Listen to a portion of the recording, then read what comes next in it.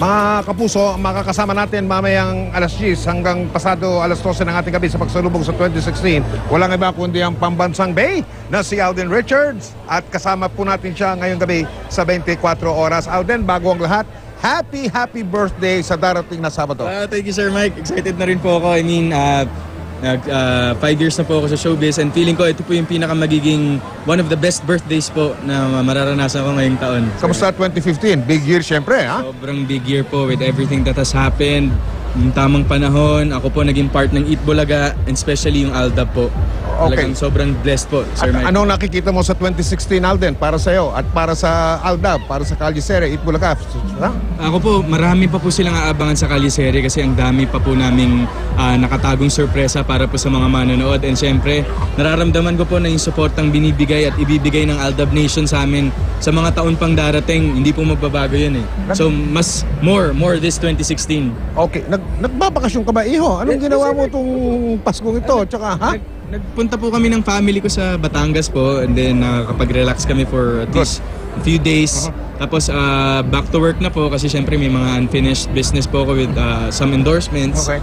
And then ito pong this coming days po, na itong next year medyo chill na lang naman yung schedule. Okay, buti naman. Opo. Buti naman. Okay, Alden, may tatanong ako sa'yo, bata. Opo. Hindi mo ba namimiss si Maine? Siyempre namimiss yun. Talaga? Matagal-tagal na rin pong hindi nagla-live ang Eat Bulaga pero starting tomorrow po, live na kami ulit. Okay. Ito, live din tayo. Yes, sir. Di ba? Live yes. na live. Live na live. Ano ba talaga kayo ni Maine? Anunsyo mo dito sa 24 oras kung meron kang i-anunsyo, Alden. Ano ba talaga? Para magkaalaman na.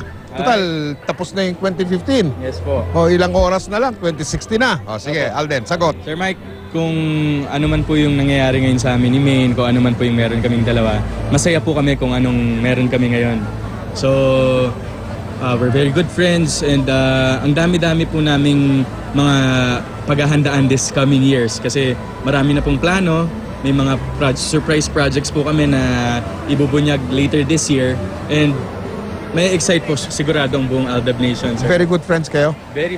Nagbatian ba kayo nitong December 20? Yes, sir. Ha? Yes, sir. Nasa Japan siya? Nasa Japan po. Overseas? Ha? Ha? Okay. Naloko na. Naloko na, Sir Mike. Okay. Ito. Ano ang hiling mo sa itong darating na birthday mo sa Sabado, Alden? Wala po eh. Wala na po ako mahihiling kasi nagbigay na po sa akin lahat ng Diyos and ang gusto ko na lang pong ma-achieve siguro, good health, stability po ng career, tsaka yung suporta po ng mga sumusuporta sa amin, sana po walang magbago doon. Sige, Alden, bilang pagbawakas ng live na pag-appear mo dito sa 24 oras ngayong gabi, appetizer, panghimagas lang po ito para sa New Year's countdown ng GMA mamaya, mga kapuso. Bibigyan kita ng pagkakataon magbigay ng mensahe sa milyong-milyong mga fans yes, sir, ng Aldab, sa buong Aldab Nation, hindi lang sa Pilipinas, kundi lahat ng Pilipinong nanonood sa atin ngayon sa iba't ibang dako ng mundo. Yes, Alden. Sir Mike. Sa lahat po ng nagbigay suporta sa amin ni Maine at sa Eat Bulaga at sa lahat po ng shows ng GMA this year, maraming salamat po sa inyo. Taos puso po kaming nagbibigay ng pasasalamat dahil kung wala naman po kayo, wala po kami dito, hindi po namin kayo napapaligayan, nagbibigay ng impormasyon pagdating sa balita. At sana po this coming years na darating pa, sana mas nandyan pa rin po kayo para suportahan kami sa Aldab Nation. Maraming salamat pa rin sa inyo. Kayo ang nagbibigay ng inspirasyon sa amin para ipagpatuloy ang paggawa ng magagandang bagay. At makita-kita pa rin tayo in these years to come. Marami pang sorpresa to. I'll love you all. Happy New Year! Isa na lang hirit, Alden. Isa na lang hirit. Ano ang Christmas gift mo kay... Sorry, tinatanong kita tungkol kay Maine, kaya wala siya rito. Yes, okay sir, lang yon.